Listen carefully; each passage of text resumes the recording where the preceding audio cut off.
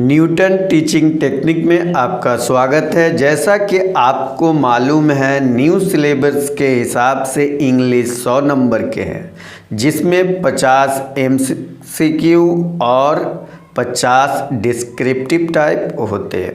और ये तमाम क्वेश्चन 2 बुक यानी रेम्बो और स्टोरी ऑफ इंग्लिश और उसके साथ बेसिक ग्रामर से रिलेटेड होते हैं। तो चलिए जानते हैं इंग्लिश से 100 नंबर के क्वेश्चन किस तरह सेट होते हैं। पहला भाग जो होता है वो MCQ यानी चॉइस मल्टीपल चॉइस क्वेश्चन है, जिसमें आपको 60 क्वेश्चन दिए होंगे और आपको केवल 50 क्वेश्चन के ही आंसर देने हैं। और इसके आधे हिस्से में ग्रामर के क्वेश्चन होंगे और आधे में बुक से होंगे, मतलब 30 ग्रामर से और 30 के करीब बुक से होंगे। ये अंदाजे के हिसाब से कभी 29-30 हो सकते हैं। तो ये आधे ग्रामर और आधे बुक, ये आप जान लें MCQ। नंबर 2, उसके बाद में जो बात आती है वो ये है कि डिस्क्रिप्टिव में जो होंगे वो 50 नंबर होंगे। उसमें बुक से 33 नंबर के क्वेश्चन और ग्रामर से 17 नंबर के क्वेश्चन, ये भी आपको क्लियर हो गए। अब अगर क्लास 12 की इंग्लिश बुक की बात करें तो इसमें 2 किताबें आती हैं। पहली किताब रेम्बो है, जिसमें प्रोज और पोएट्री दोनों होती है, और दूसरी और एक किताब है द स्टोरी ऑफ इंग्लिश, और ये दोनों को मिला करके ही क्वेश्चन होते हैं। तो अब आते हैं पहले रेम्बो की ओर। और इस रेम्बो बुक में टोटल जो है प्रोज और पोएट्री शामिल है। तो इसके पहले प्रोज को डिस्कस करते। इस प्रोज में टोटल 11 चैप्टर्स हैं। तो चलते हैं बारी बारी इसको डिस्कस करते हैं। तो पहला जो चैप्टर है वो इंडियन सिविलाइजेशन एंड कल्चर, जिसके लेखक है महात्मा गांधी। इस लेखी में इंडियन कल्चर को वेस्टर्न कल्चर के जरिए तुलना की गई है। ये इसमें हल्का हल्का मैं डिस्कस कर दे रहा हूँ ताकि आपको ये याद भी रहे और चलता रहे। नंबर 2 में जो है भारत इज़ माय होम। ये भारत के प्रेसिडेंट डॉक्टर जाकिर हुसैन, जो कि एजुकेशन मिनिस्टर थे, उन्होंने अपनी स्पीच में, जिस दिन प्रेसिडेंशियल सेरेमनी हो रही थी, उसमें एजुकेशन के इम्पोर्टेंस को बताते हुए जो बातें कही है उसमें जिक्र किया गया है।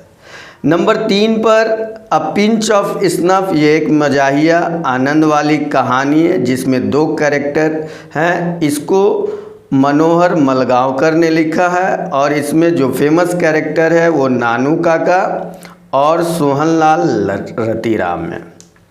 चौथे नंबर पर आई हैव अ ड्रीम, ये मार्टिन लूथर किंग जूनियर के जरिए लिखी गई है। ये स्पीच 1963 में वाशिंगटन डे के मौके पर लिंकन मेमोरियल के सीढ़ी पर रह करके काले गोरे लोगों के भेद जो अमेरिका में थे उसको मिटाने पर जोर देने के लिए ये स्पीच कही गई थी। 5वें नंबर पर है ideas that have help Mankind. ये बर्ट्रांड रसल के द्वारा लिखी गई है। इस रचना में ये बताने की कोशिश की गई है कि इंसान किस तरह अपनी टेक्नोलॉजी के सहारे से जानवरों से एक तरह से अलग दिखता है और अपने आप को अलग कर लिया है। नंबर 6 पर जो लिखी गई है वो है द आर्टिस्ट, जो कि सीगा नोया के जरिए लिखी गई है। और इसमें एक लड़का को दिखाया गया है कि सीबी किस तरह बड़े लोग उस पर ध्यान नहीं देते और उसकी टैलेंट किस तरह से बर्बाद होती है, इसमें उसी चीज़ को दर्शाया गया। 7वें नंबर पर है a child is born, German green के द्वारा लिखी गई है। इसमें औरतों की हालत जब बच्चा पैदा होते तो वेस्टर्न कल्चर और ईस्टर्न कल्चर दोनों में तुलना की गई है।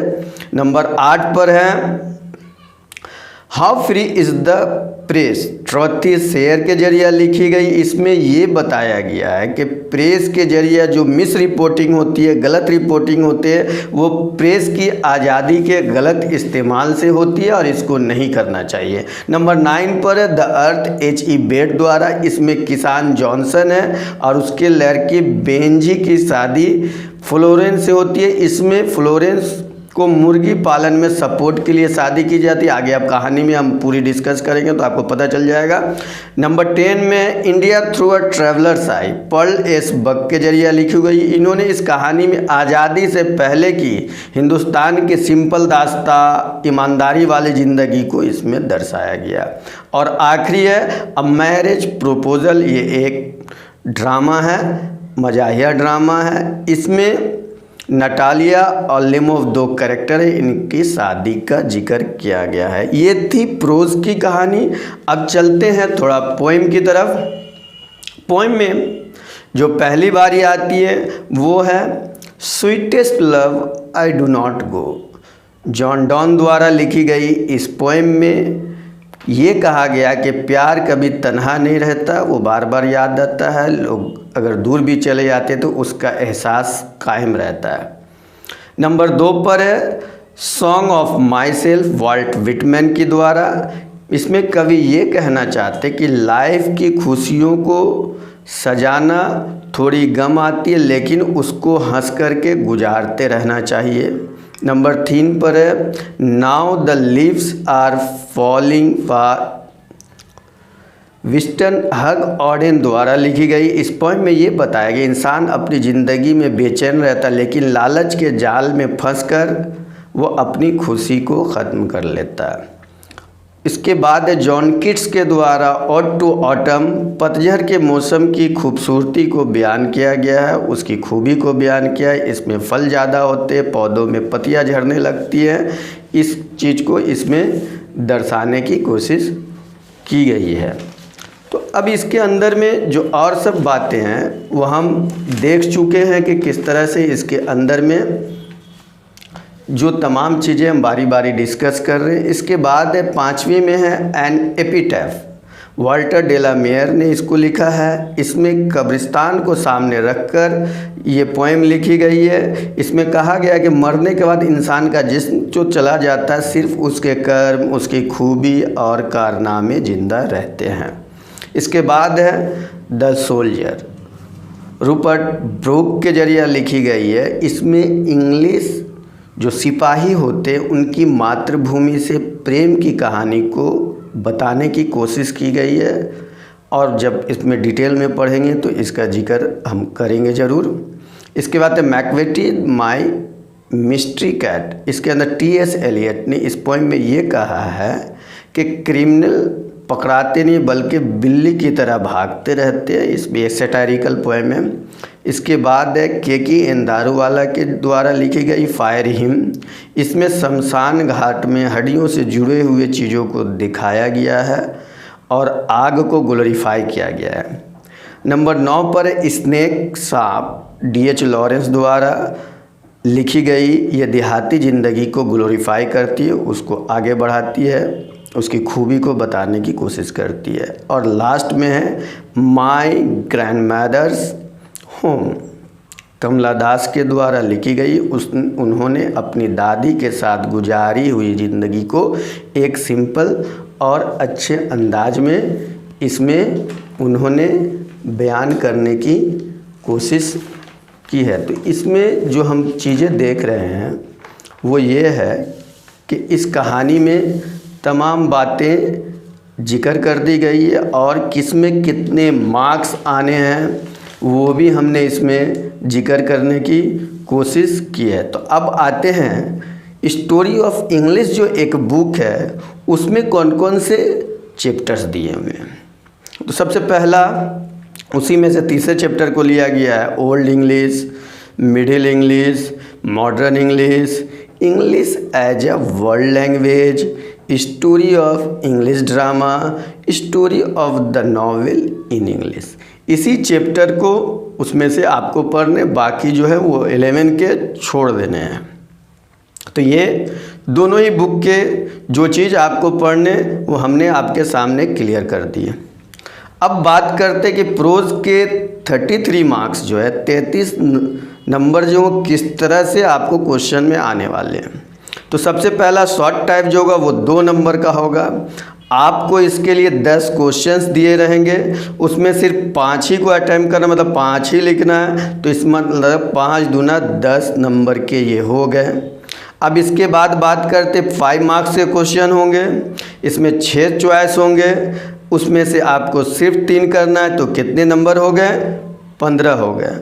तो इधर 15 उधर 10। उसके बाद अब जो रहेंगे वो 4 और 4, प्रोज से कुछ लाइन रहेंगे, पोएम से कुछ लाइन रहेंगे। इसके भी ऑप्शन 4-4 रहेंगे और इसमें नंबर भी 4 ही रहेंगे। तो एक ही क्वेश्चन केवल करना है दोनों में से, तो मतलब 2 क्वेश्चन करना, 4 दूना 8 नंबर हो गए। ये क्लियर हो गए आपके 33 मार्क्स की कहानी। अब बात करते हैं कि ग्रामर में कहाँ से क्वेश्चन आएंगे। ये एक सवाल मन में उठता है, हम किन किन चीज़ों को पढ़ें। तो आपको पढ़ना जो चीज़ें वो मैं बता देता हूँ, और इस चैनल के जरिए अगर जुड़े रहेंगे, टोटल ग्रामर्स, टोटल इंग्लिश से जुड़े हुए क्वेश्चन आंसर हम लोग डिस्कस करेंगे और 90+ की तैयारी आपके इस चैनल के माध्यम से हो सकती है। तो इंग्लिश ग्रामर के जो चैप्टर्स आपको इसमें डिस्कस होने हैं या एग्जाम में आएंगे वो मैं डिटेल में डिस्कस करूंगा। Parts of speech, translation, active passive, transformation of sentences, मतलब एक दिया हुआ है उसको दूसरे अंदाज में बयान करना है। ज्वाइनिंग ऑफ सेंटेंसेज, सेंटेंस को जोड़ना। स्प्लिटिंग ऑफ सेंटेंसेज, सेंटेंस को तोड़ना, वाक्य को तोड़ना, जोड़ना। एंटोनिम्स, सिनोनिम्स, मतलब एक जैसे वर्ड्स को मिला करके टिक मार्क करना। स्पेलिंग करेक्शन, कुछ वर्ड गलत दिए होंगे उसको सही करना है। सेंटेंस करेक्शन, कुछ सेंटेंस गलत होंगे उसको सही करना है। ये थे आपके सिलेबस जो सिंपल और सरल भाषा में आपके सामने मैंने प्रस्तुत कर दिए हैं।